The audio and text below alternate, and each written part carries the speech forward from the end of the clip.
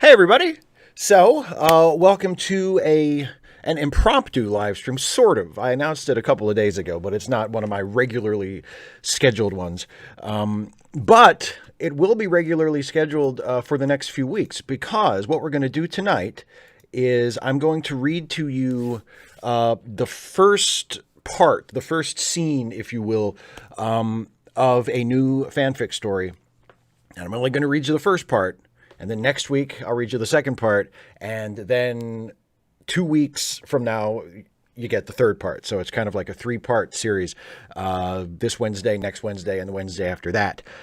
So you get the first part tonight. And it'll probably only take probably about 15 minutes or so for me to get through it. So after I read the scene, if you have, questions or comments, or you just want to hang out and chat for a while, that's fine too.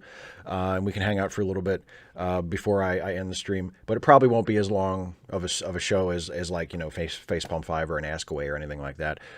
Or even of the previous fanfics that I've read, because they were a lot longer. Instead of reading a complete story tonight, I'm just going to read you just a little bit of a complete story. And also, I just want to mention, if you are in the chat and you are thinking about being generous and sending me like a super chat, this stream is a fundraiser for a really, really great charity called Give Directly, which gives money to poor people. And that's the basic mission of the organization. And it's something that I just found out about a few days ago, and I think it's a really cool organization. And so these next 3 fanfic live read streams will be fundraisers for Give Direct, and also it will be the primary beneficiary when I do my interview series that I'm going to be doing in a few weeks. That's going to replace the Facepalm 5 when I wrap that up. Those will also be charity streams as well. Like every episode will be a charity stream, and my guests for those shows will be able to suggest a charity of their choice if they would like, or if they don't, we can just do it for Give Directly.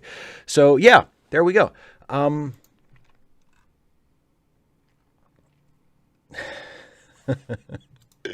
So let's go ahead and get started. This is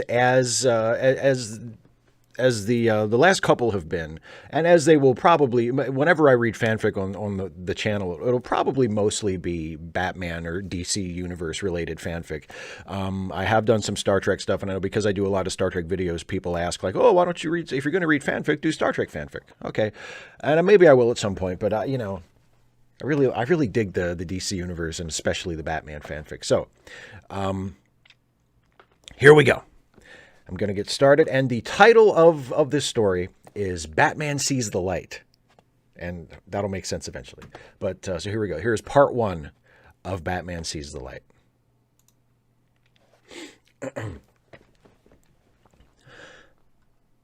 Aren't you the least bit concerned, Mr. Wayne? The reporter tilted her head, regarding him with curiosity that bordered on flirtation. The rational part of Bruce's mind, which was most of it, knew that there was no real reason for concern. Batman had now been an established presence in Gotham for years. As a result, it was the specter of the vigilante that seemed to produce the most results, rather than his actual crime-fighting activity. Still, he felt it was important to provide regular reminders of that presence, to maintain the aura of cautiousness he had so diligently worked to create. About what, Miss... I'm so sorry. Bruce put on his charming, yet not actually interested smile. What was it again? Jane Arden, she replied, and her smile didn't even tighten. Bruce was impressed, but then she hadn't risen to the top ranks among the Globe's reporters by allowing insufferable bores to rattle her. About the possibility that executives from Wayne Enterprises will be called to testify before a congressional subcommittee regarding concerns that the corporation has been engaging in practices that breach antitrust statutes? One brow arched, almost imperceptibly, as though to say, you're not going to escape nearly that easily. He looked past her for a moment, then blinked, frowning at her vacuously.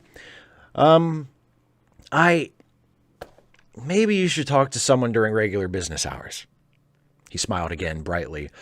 I've probably had a few too many glasses of the champagne your little paper has been handing out to answer anything on the record. Bruce stepped closer with a wink.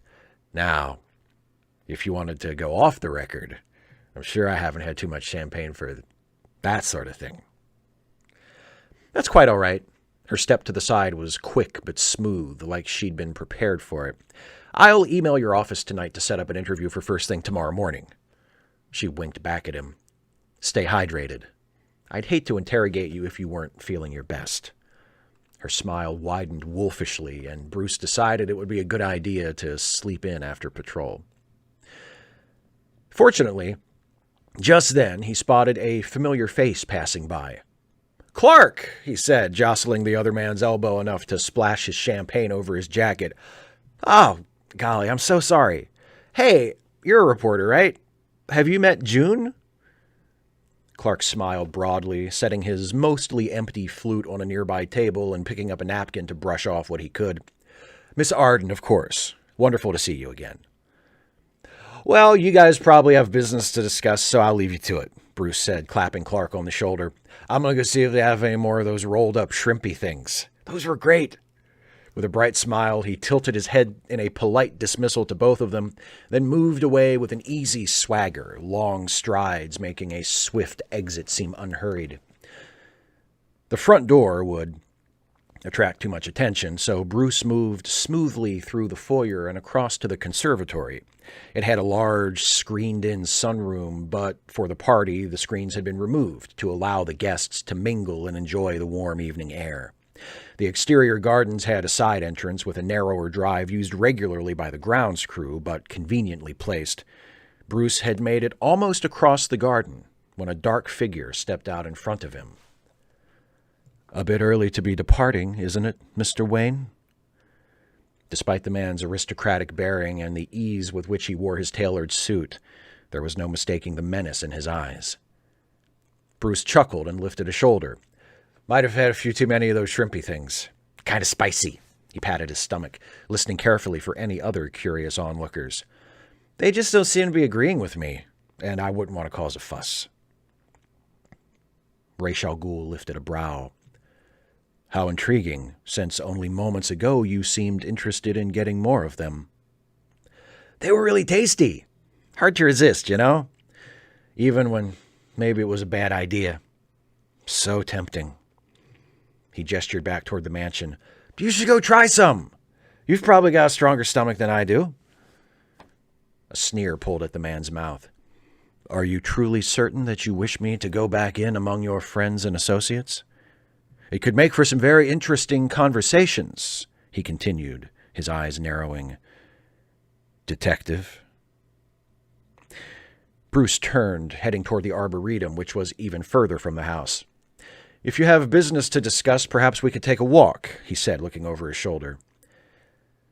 "It must amuse you to no end to play the imbecile," mused Ra's as he joined the younger man, "though I fail to see the humor in it." They walked along in silence for several moments more. Bruce stopped abruptly, turning to Ra's. "I have absolutely no interest in exchanging pleasantries. What do you want?" "Something you might well understand, even though you are not truly a father yourself." His tone was soft, almost gentle. "Detective, my daughter has been taken from me."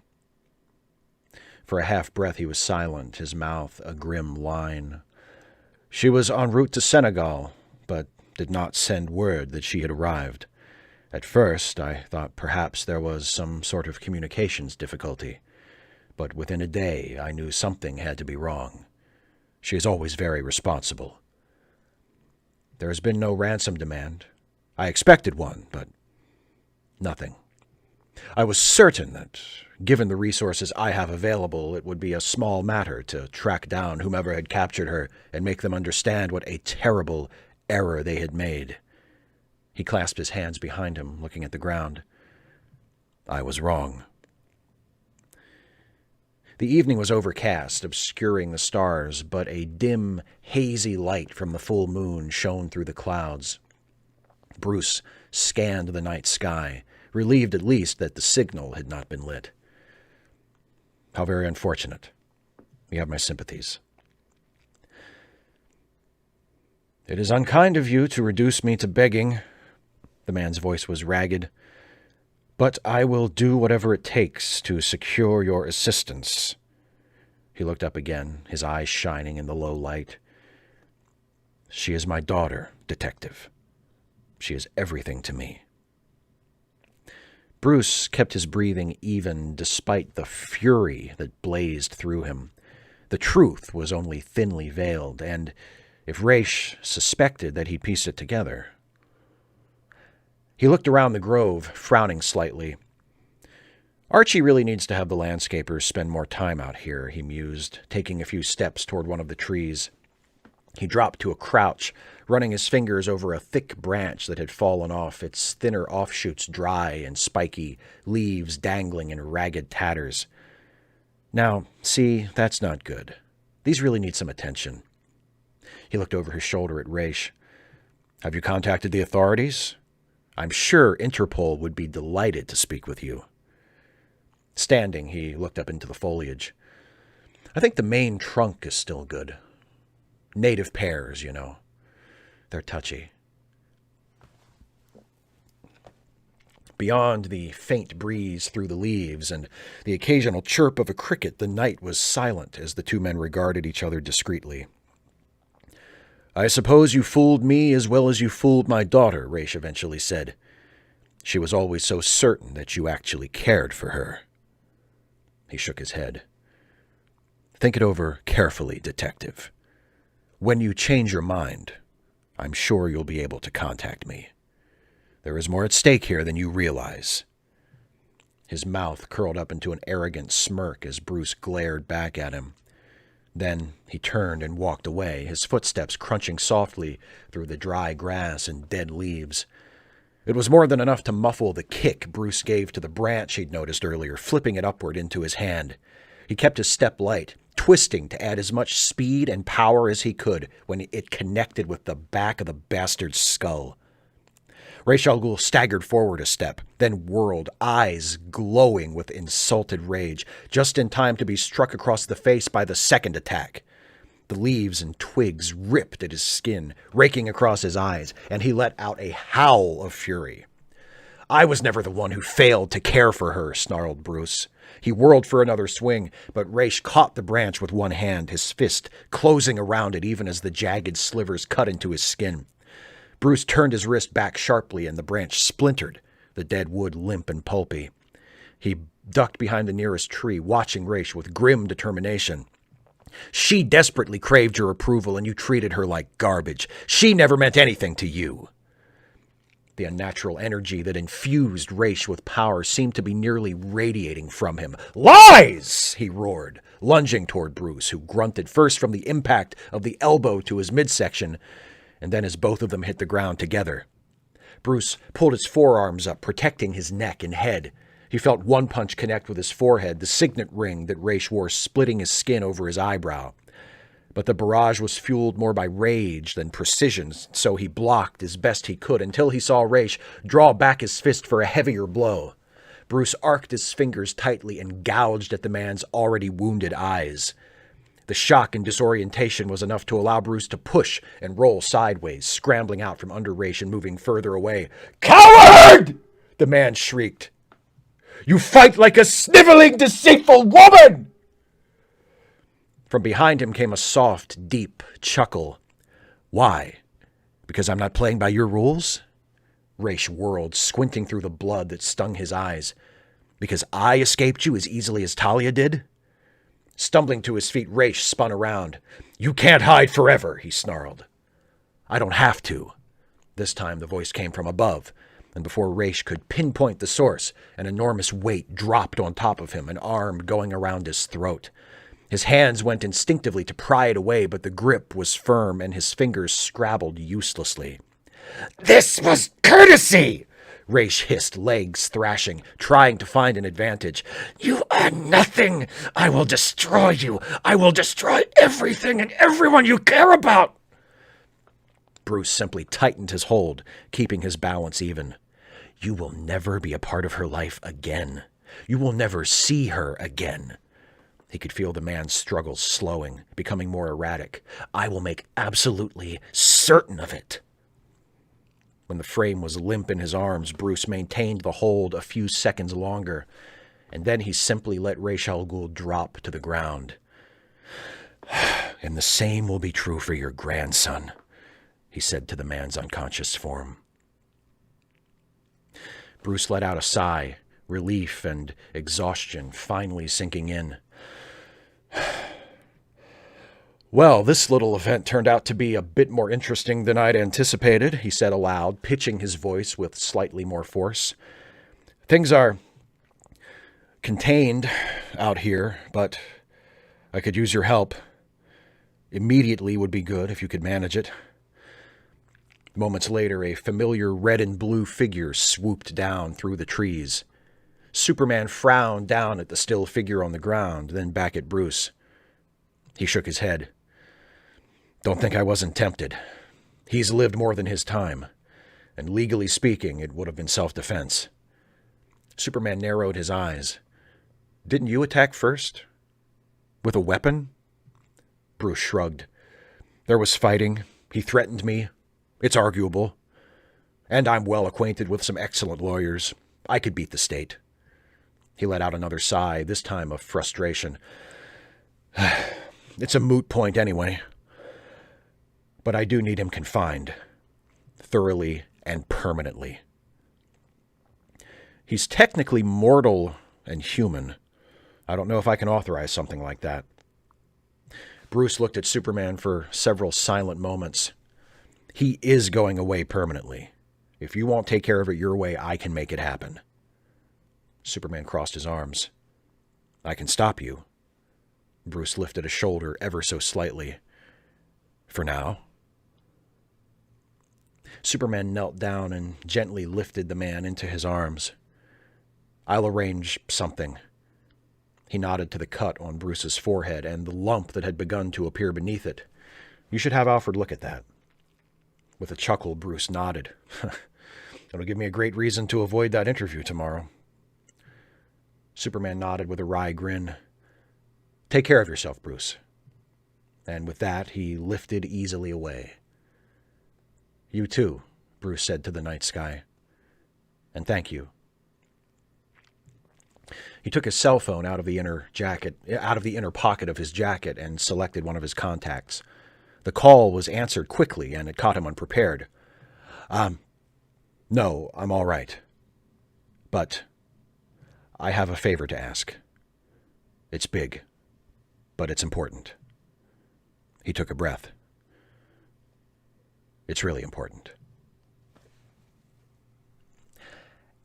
And that, my friends, is the end of part 1.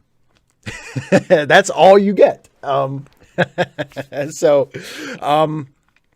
I hope everybody who is here and who heard that enjoyed it. But yeah, that's just the first part of a 3-parter. If you were not here at the very beginning and you missed me explaining what's going on, what I just read was part 1 of a 3-part fanfic series, and part 2 is next week, and part 2 is the week after next. So yeah, that was part 1. Oh, thank you, Chris Peace. Chris Peace in the live chat says, "Bravo! Thank you very much." Yeah, and Bob Mathis Friedman says, "Kudos for accurately pronouncing Raish." Yeah, that's because that's like that's the Batman the Animated Series pronunciation, right? Which I believe is generally considered like the correct pronunciation of his name. Before that, like when I would read the comics, I didn't know, and I would pronounce it Raz or Ross or something. And of course, for some reason in Batman Begins, or in the Nolan trilogy in general, they pronounce it Raz instead of Raish. But I like Raish. I think I'm going to pronounce it Raish. I feel like that's, and plus, I think I really, really love the first Ra's al Ghul 2-parter in Batman the Animated Series, the Demon's Quest. I think that's one of the better episodes, or pairs of episodes in that show. So I have a big soft spot for the animated series depiction of Ra's, and I mean the original Danny O'Neill, Neil Adams comics that introduced Ra's in the 70s are among my favorite Batman comics too. So I mean he's he's a really, really great character, and he's a favorite character of mine. And yeah, he's Raish. To me, he's Raish. So yeah. And there you go. Bob Bathurst says Raish is the Arabic pronunciation. Well, there you go. Raish al Ghul, the demon's head. That's, you should pronounce it how the native speakers pronounce it. Yeah. Yeah. Dana says, you mean it's not Roz? No, it's not. It's not like the producer on Frasier. Right, like Frasier's, or yeah, Frasier, was she the producer or the call screener? She worked on Frasier's radio show on Frasier. Roz, yeah. So, but yeah, that's it. So, and we don't really, it doesn't seem like we have that big of an audience tonight. So, I was going to say we can hang out for a while, and I was thinking like for Monster, yeah, for Monsters Inc. I guess it just goes to show I went straight to the Frasier reference. But as I was saying, my plan was that we could hang out and chat for a little while. After the story was over, but there aren't a whole lot of people here. So if nobody has anything else that they want to talk about, we can just wrap up now. But if you all who are still here want to hang out and you have questions, or you want to ask me stuff, or you want to talk for a while, we can do that too. It's completely up to you. But that is it for the fanfic read for tonight. And whether we end up hanging out for a little while or not, I do want to reiterate again for those of you who have joined us since I started. I see Brinpoo KC donated $5. Thank you very much. I just checked my viewer activity and saw that. I missed that while I was reading because I was not monitoring the live chat. But thank you very much for that donation. As I said earlier, this live stream and the subsequent fanfic live streams that where you'll get the rest of the story are fundraisers for Give Directly, and Give Directly is going to be the beneficiary of charity fundraisers on my channel from now on. When I start my interview series that will replace the Facepalm 5 after the presidential election here in the United States, those will be charity streams as well. And anyone who donates a super chat or clicks the donate button on the YouTube page can donate to Give Directly. And Give Directly is a charity that donates that gives money directly to people living in poverty. No strings attached, no conditions on what they can use the money for. They collect donations from people like us, and then they give them to people that need the money. It's a fantastic idea. It's a great organization, and they will be the main charity beneficiary of when I do charity streams from now on. Unless if the guest of an interview show, if the guest of a particular episode has a charity that they would really like to raise money for, then I can switch it to that. But generally speaking, it'll be for Give Directly because I think they're a really, really good organization. So yeah. If you are watching this live and you have a few bucks to spare and you want to send me a super chat, it goes straight to Give Directly for this stream. And you can also click on the donate button. If you are watching this later, if you're watching the archived edition and the live stream is over, you can click the donate button that is on your screen next to the video, and you can donate to Give Directly, which is a fantastic organization and a wonderful cause. So I think the chat seems pretty quiet, so I think what I'm going to do is just go ahead and wrap this up. But I will remind you that this Friday is an Ask Away live stream, and I will promote the next fanfic read on Ask Away this Friday as well. Hopefully, a few more people will come to listen to part 2. But yeah, part 2 will be. Keith asked me a question. Okay. Let me finish this spiel that I'm in the middle of. Oh, Radical Bacon came. Okay. If people are going to start showing up, then I'll hang out for a while. But Radical Bacon, you did miss it, but that's the magic of YouTube. You can just, when the stream is over, you can just seek right back to the beginning and you can catch the whole thing. The people who were here for it seem to enjoy it. They seem to like it. So, hopefully you'll go back and watch it and you'll like it too. But yeah, so Wednesday will be part 2, and then the Wednesday after next Wednesday will be part 3, and then you'll have the whole story of Batman Sees the Light. So Keith in the live chat says, any opinion on Star Trek Continues? I think, judged on its own merit, just as a work, as a show or a series of fan films, I think Star Trek Continues is one of the best fan-made projects that I've ever seen. I think it is of the various Star Trek fan-made series, I think it is far and away the best. It's the best in terms of the production value, in terms of the acting, The writing. I mean, it's just it's really really well done. There are a couple of episodes of Star Trek Continues that I think rival episodes of the original series, like in terms of quality. I feel like if those stories had been made back in the 60s on the original series, we would think of those as classic episodes. Like I thought it was a really, really terrific show. It has been tainted a bit in my mind because of the accusations, credible accusations to my eyes, made against Vic Mignogna. Of him being kind of a creep to people at conventions and saying some homophobic things and just generally not being that nice of a guy. So that has tainted it for me because Vic not only plays Captain Kirk in it, but was the main creative force behind it. And so it's kind of, it has a little bit of a shadow over it now for me. But just in terms of the work itself, it's fantastic. It's a great show. And Keith says the ending seemed like what you wanted for other Star Trek. So yeah, the last episode was pretty good. I felt like maybe they went a little too far in trying to connect it up to Star Trek the Motion Picture. And I understand that there's like a temptation to do that, because they made the last episode of it was, Kirk gets promoted and we get to see him in the new uniform and they talk about the ship being refit and Decker is going to come in and be the new captain. Like, I feel like they did a little bit too much connecting to Star Trek the Motion Picture at the very end. But generally speaking, I thought it was a really good last episode. And I like the callback to the first episode, or to the second pilot, to the first Captain Kirk episode where no man has gone before. Where no man has gone before. I thought that was really, really cool. The sort of return of the psychics and Gary Mitchell and that sort of thing. I thought that was really, really good. And Caroline Clark says, I loved your review of Lower Decks. Excellent. Wouldn't it be interesting if a live-action version of one of the characters would show up in Star Trek Picard, or is that too cheesy? No, that would be great. I would love that. Actually, I'll go ahead and answer it now because somebody left a comment on the Lower Decks review video where they said, yeah, I know, Caroline, where no man has gone before. Yeah,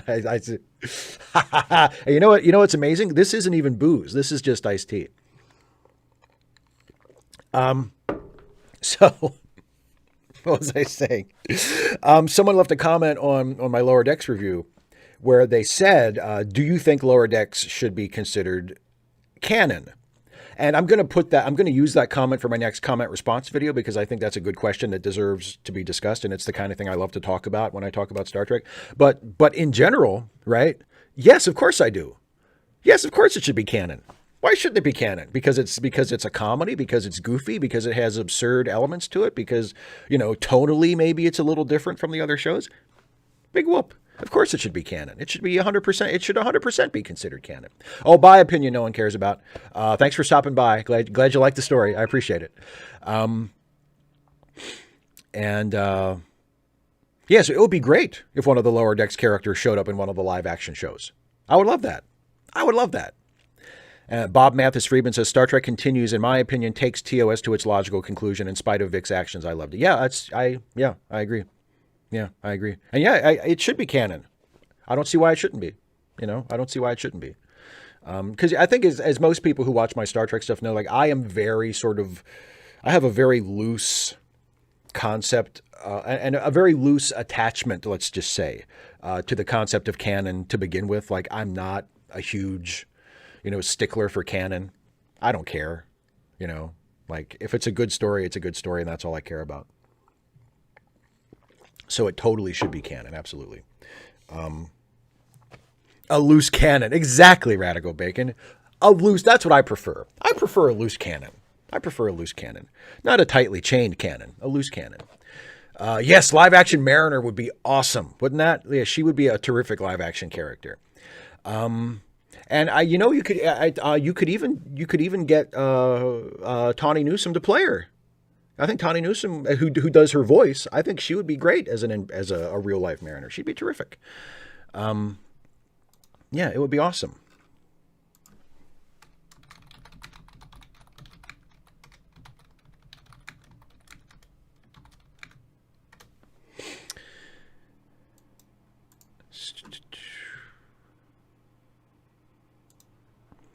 And actually, now that I think about it, Jack Quaid, who does the voice of Boimler, would be a decent choice, to play a live action Boimler.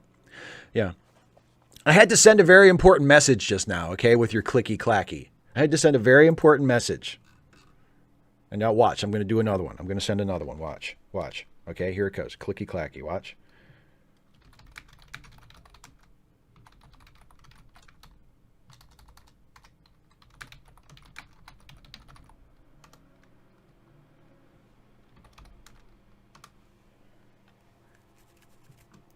So anyway, oh, thanks, Bob. Thanks for stopping by. Bob's got to fly. Appreciate it. Hello, Trey Hemingway. So, yeah. Those are my thoughts on Lower Decks and live action Lower Decks and Star Trek Continues and yeah. Any.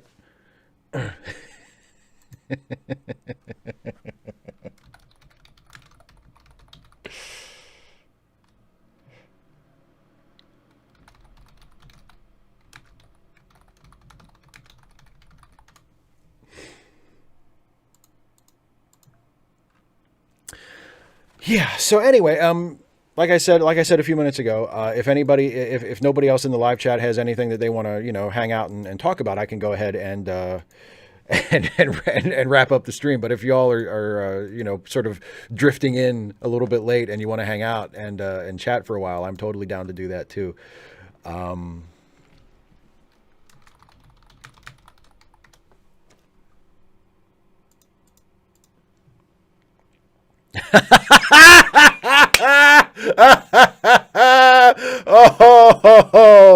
Oh, radical bacon. Oh.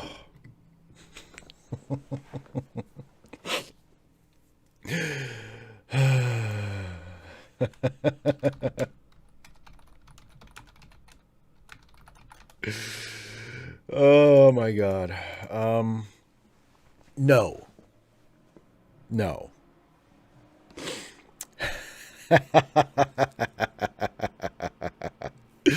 Okay, Trey says, "What are we talking about? What am I talking about, Trey? What I was talking about was about half an hour ago. I read a Batman fanfic story. Actually, I read the first part of a Batman fanfic story, and I was explaining that next week at this same time I will read the second part, and then the week after that at this same time I will read the third part. I don't know why I'm doing the Young Bucks 3 thing.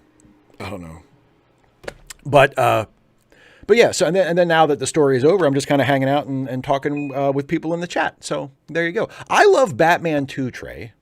We have that in common, at least. We. Obviously, if I'm reading Batman fanfic on my channel, I guess it's not necessarily true. I could be writing Batman fanfic and I could hate Batman. I have no idea why I would do that, but I suppose the two aren't mutually exclusive. I mean, you could write fanfic for stuff that you despise. I just don't understand why you would. Yes. Oh, Dana, God, I can't believe I dropped that. Yes. Same bat time. Holy shit. How could I have missed that? Fuck. Yes, God, it was right there. It was in my lap and I didn't even see it. It was in my lap. Same bat time.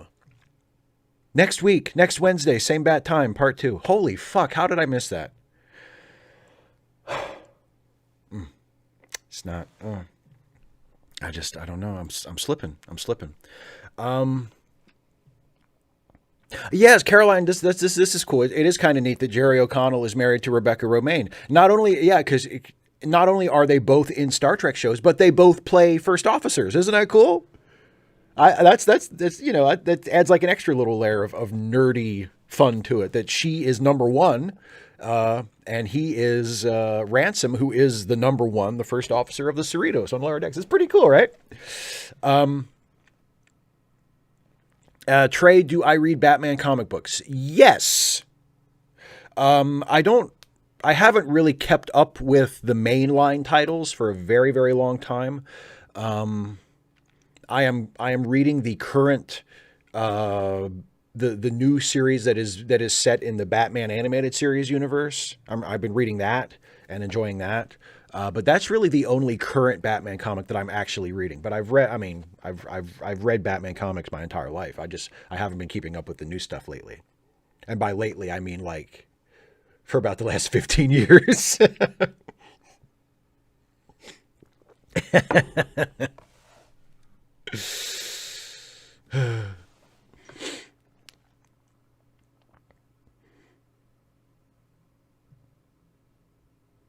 Keith says, you pronounced Homelander Superman. Hilarious.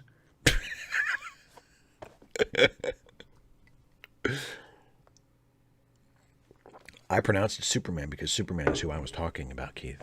I don't understand. Yeah, Trey, I've heard about that. Three Jokers. Because apparently that was like a big twist in the comics recently. That it turns out there wasn't one joke. There hasn't been one Joker. There have been three Jokers. Okay, I guess whatever. I mean, I can't judge it because I haven't read it. You know what I mean? Like I don't know if it's good or not because I don't know. But the premise doesn't do anything for me at all. like the idea of, oh, what if there's three Jokers instead of one? Okay. I just don't. You know what I mean? Oh, Caroline has an interesting question. If the comic is still around in the future, do you see any of the Star Trek characters from any series reading Batman or Superman? Because they gave him like all of the sort of stereotypical, man-child traits.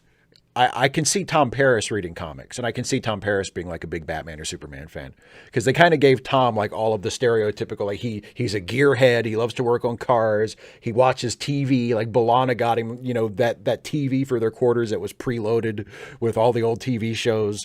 I feel like it would be Tom. I feel like Tom would be the comic book reader. Yeah.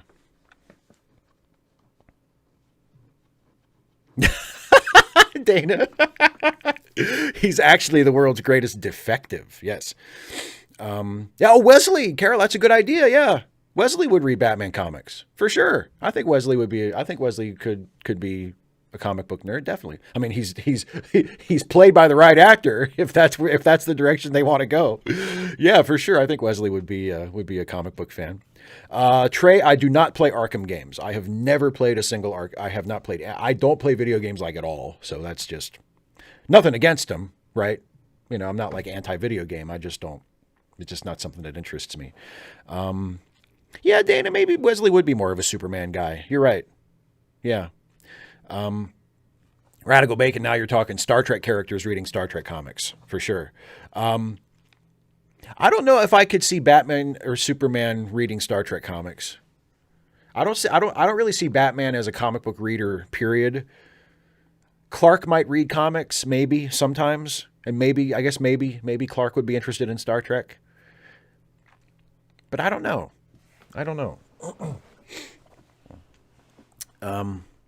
Yeah, Jake. Yeah, Jake might be a comic book reader. I don't know. Maybe. Trey asks, what's your favorite Batman movie? The Dark Knight. Which I know is not a very adventurous choice.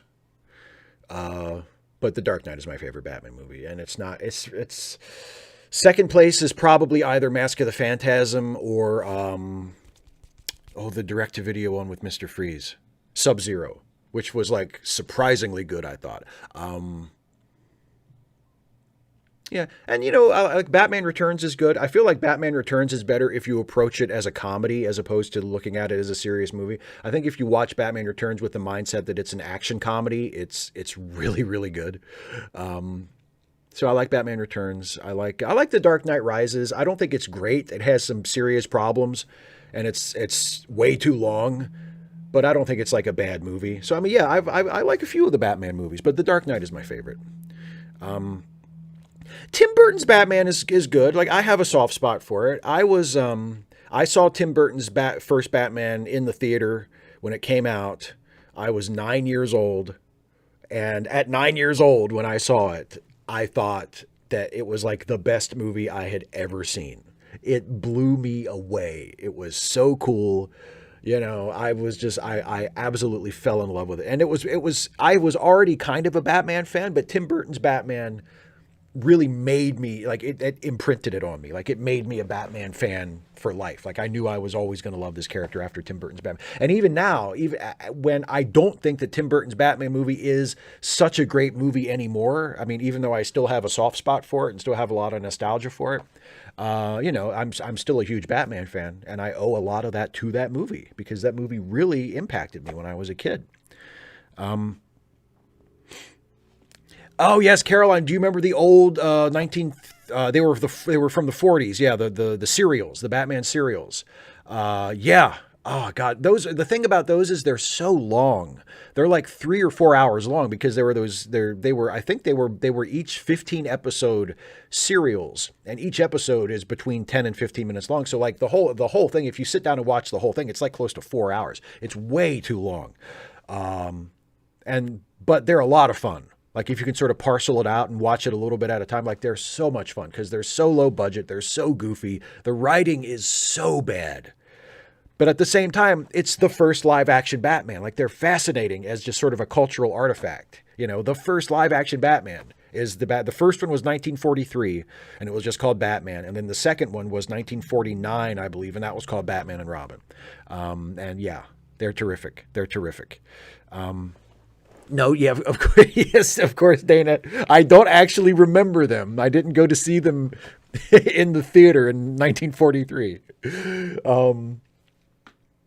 No, but I did get them on VA. I have them on DVD now. Of course I do. I have them on DVD now, but when I was a kid, I had them on VHS. I think it was in 92, maybe.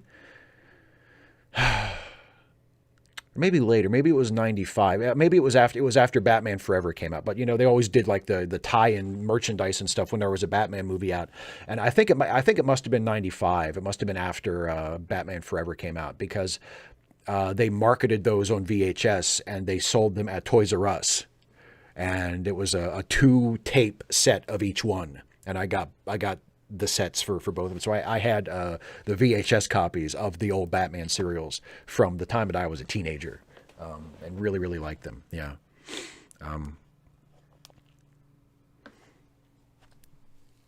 Yeah, yes, and Dana, that's also an excellent point. When I was 9, it probably was the best movie I had ever seen. I'm trying to think. Were there movies I had seen at 9 that I look back on now and well, no, you know what? No, that's not true. That's not true. Because by the time I was 9, I had seen Richard Donner's Superman, and also I had seen Superman 2, and I would say both of those are way better than Tim Burton's Batman. I think I had seen at least a couple Star Trek movies. And I like Wrath of Khan is definitely better than Tim Burton's Batman, and I know I had seen that. I think I had seen all 3 Star Wars movies, the 3 original Star Wars movies, and I think all 3 of those are better than Batman. So yeah, actually, I didn't think it at the time because I was 9 years old, but looking back as a grown-up, I think I had actually seen better movies by that point in my life than Tim Burton's Batman. Trey says, "What's your least favorite Batman movie?" I mean, probably Batman and Robin. Like, I don't want to. I used to when I was like a teenager and I took things way too seriously. I really, really hated Batman and Robin. Now I don't have any animus towards it. Like, I think it's not a good movie. It's a bad movie, but it's like, it's fun. You know what I mean? It's a fun movie. You can watch it and laugh at it and have a good time. And there's nothing the matter with it. You know what I mean? But if I had to pick like my least favorite, it's probably that. It's probably Batman and Robin. It's just not a good movie, really. Yeah. And also, when I was listing the good ones earlier, I forgot to mention the 1966 movie, the Adam West movie. That's fantastic. That's one of the better ones, actually. And also the Lego Batman movie, which I always forget. But the Lego Batman movie is fantastic.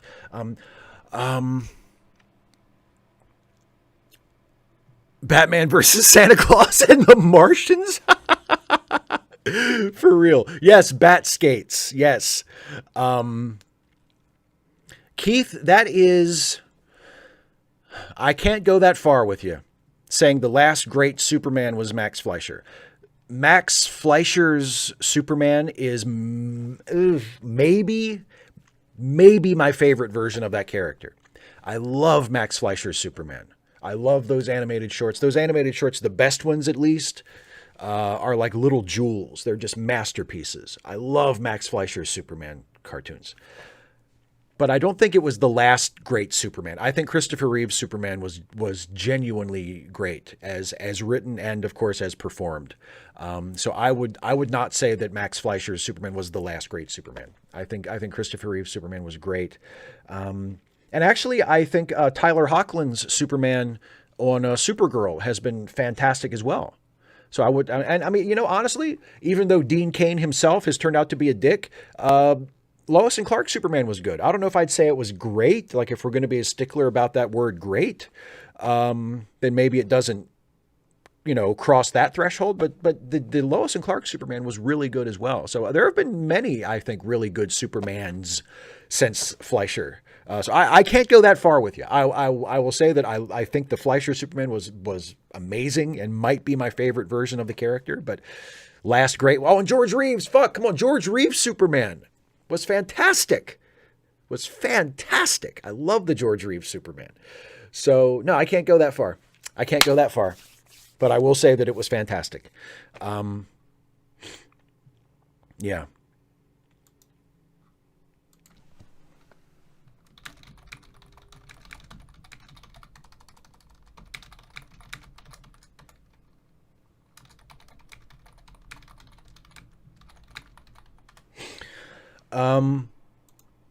And you know what? I just remembered completely off the top of my head with no prompting whatsoever.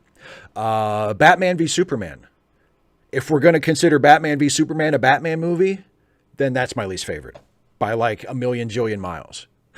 Because Batman v Superman was complete fucking garbage. I'm not going to go off on a rant like I did against Man of Steel on Monday after the Facepalm 5. But yeah, I guess I blocked it out of my memory. I blocked Batman v Superman out of my memory, and that's which is why I didn't say it before. But yeah, Batman. If we call that a Batman movie, then Batman v Superman is by far my least favorite. That's like a movie I don't need. Like I could watch Batman and Robin again. I would watch Batman and Robin again and howl and laugh and have a great time. There's no reason for me to ever watch Batman versus Superman again. It's just garbage. So that's my least favorite. And Caroline says, "What's the best Batman theme? The theme song?" Yeah, the Adam West Batman theme is great. The Adam West Batman theme is classic. You can't beat that.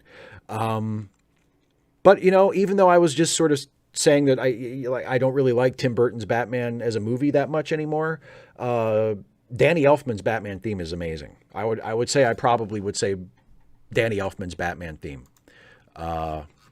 is my favorite Batman theme song. Yeah. The animated series one is pretty good too, and it's obviously very inspired by Danny Elfman's theme and derived from Danny Elfman's theme to a large degree, but I think Danny Elfman's Batman theme is my favorite for sure. I used to have the Batman Returns soundtrack, the score, and I played that endlessly when I was a teenager, when I was barely a teenager, when I was like 12. Batman Returns came out when I was 12. So like 12, 13, 14, like I had the Batman Returns score on CD and I would play it endlessly. I loved Danny Elfman's Batman score. I just absolutely loved it.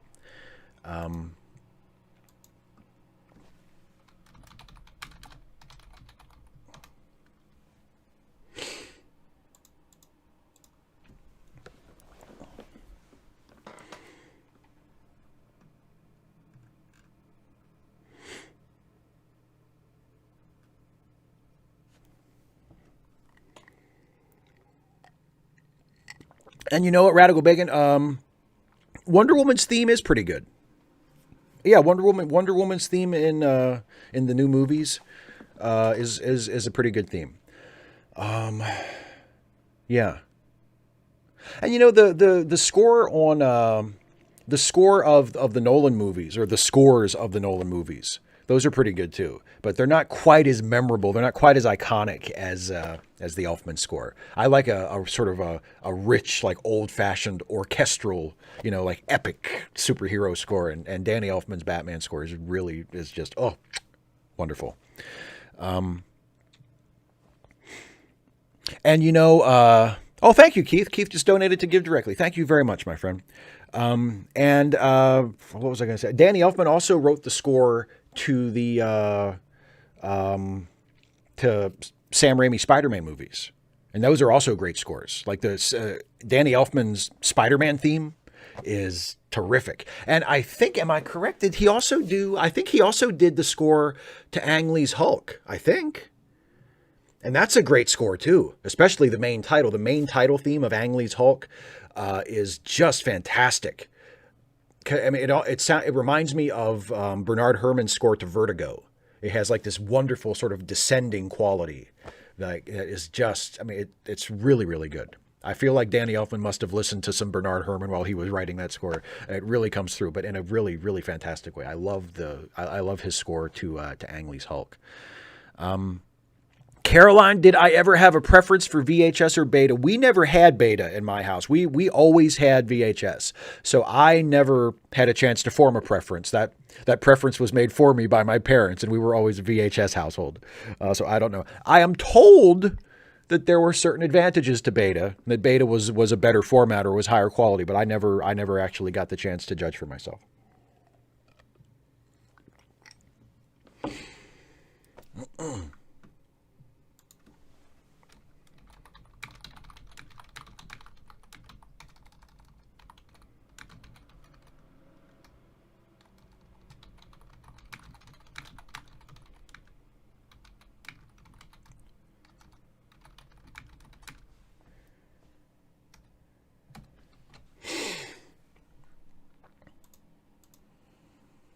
Yeah, I know. Yeah, beta. I've seen beta. Keith with the Oingo Boingo shout out. Absolutely. Yeah, that was Danny Elfman's. Band.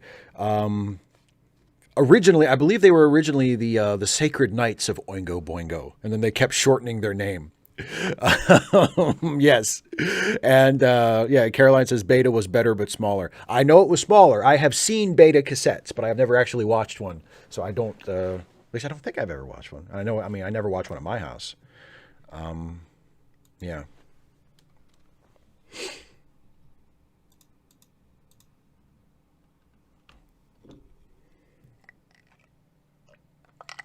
No, actually, by the time we got our first VCR, we were sort of late adopters at my house in terms of technology. By the time we got our first VCR, beta was pretty much a dead format anyway. Like we never really, beta was pretty gone. Radical Bacon. Did they ever do that Celebrity Deathmatch? Celebrity Deathmatch, Danny Elfman versus John Williams. Was that ever that should have been an episode. That's like a great Danny Elfman versus John Williams. I think you'd have to give it to John Williams, right? I mean, Danny Elfman has had such a career that I think he is a legend in his own right at this point. But nobody touches John Williams. I mean, God, just look at the resume. Not only did John Williams, he did Jaws, he did Star Wars, he did Superman, he did Close Encounters, right? He did Close Encounters, Indiana Jones. I mean, good Lord, Jurassic Park, Schindler's List, which was a very different score, but was absolutely beautiful. I mean, and showed that he had a great deal of range that we didn't maybe necessarily know about before that, because it wasn't just the big bombastic like action adventure blockbuster score. It was this aching, just wrenching, sad music. Got to give it to John Williams. As much as I like Danny Elfman and admire his work tremendously, God, John Williams, nobody. Dana, this is a great question because I don't know that I can. Dana says, can you name a female film composer other than Shirley Walker without looking it up? And I feel convicted now because I don't think I can. Now, Shirley Walker, of course, was the primary composer for Batman, the Animated Series. Yeah, John Williams did Jaws. Yes, John Williams did Jaws, Trey. Oh, Caroline, favorite Superman theme was Lois's theme. Oh man. Okay, so all right. So here's a story.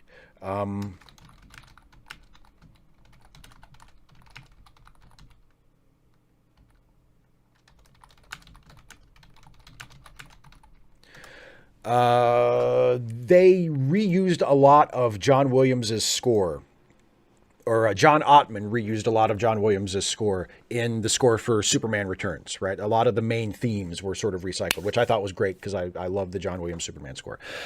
The scene in Superman Returns when Superman and Lois fly, right?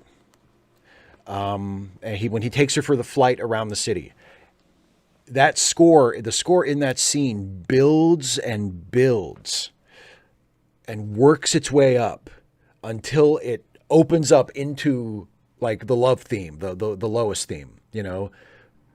And it's so beautiful. It almost makes me fucking cry. Like, I don't think it ever actually has, but that moment of Superman and Lois, you know, back together again after Superman has been away for a while, and like they're flying again like they were in the first Superman movie, but things are different now. Things have changed. And, you know, so it's like there's this sadness and there's like they're together, but they're also separated. And then it hits that fucking theme, and it only plays I think it only plays through the full phrase once. Like it doesn't hit the da da da da da da da da da da da da da, like it only does that once all the way through, and then it goes back to sort of, you know, like whirling around it. And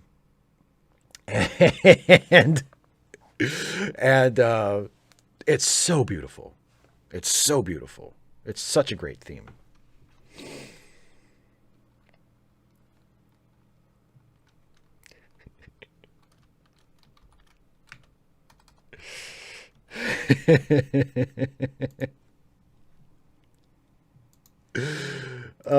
Yeah, so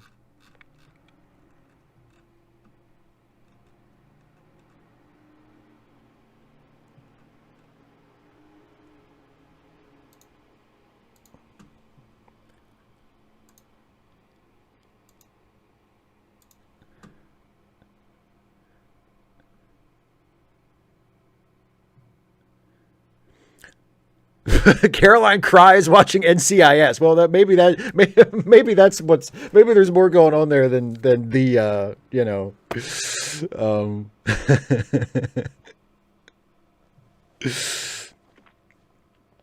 Um, Trey, yes, I do. I mean, I don't watch it regularly anymore because it's not on the air anymore. But yeah, I have Batman the animated series on DVD, and yeah, I mean it was a staple when I was a kid. I was 12 when it started, and it was appointment television. Bye, Radical Bacon. Time for class. I'm gonna wrap this up pretty soon. Yeah, Caroline. It's the hormones. um,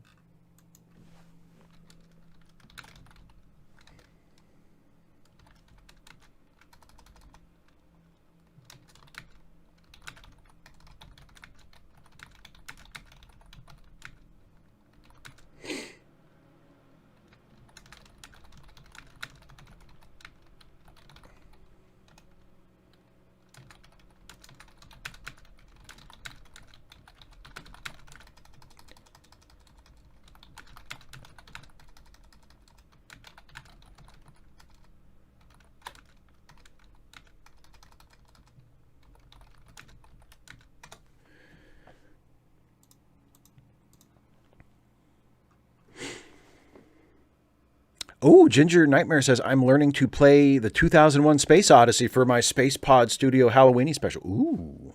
Is that what you mean? Thus Spake Zarathustra? Can't go wrong with that. Um,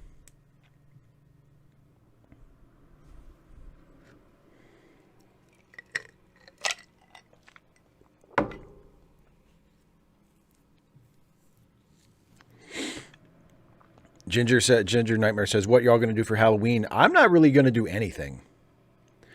I don't really have specific Halloween plans. I know that we're not we're not doing.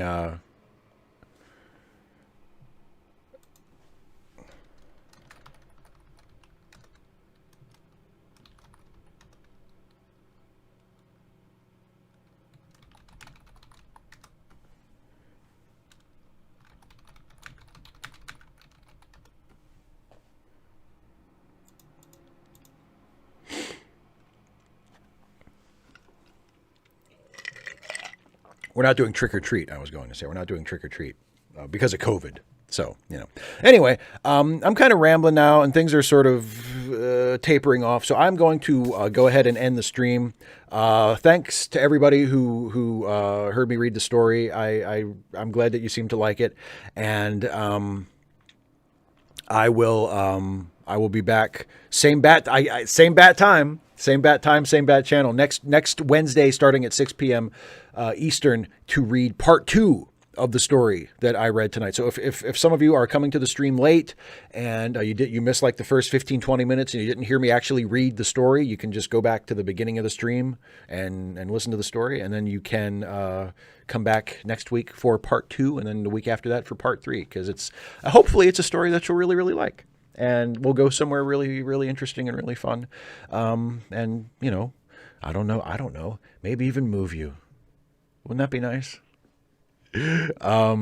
Yeah. So anyway, thanks everybody for watching. I will see you on Friday for a new Ask Away stream. Don't forget, if you want to leave a super chat before the stream ends, you can go ahead, or you can use the donate button after the stream is over and donate to Give Directly, which is an awesome charity that I am supporting with my live streams, with my charity live streams now. So support Give Directly. They give money directly to people living in poverty. It's a great cause.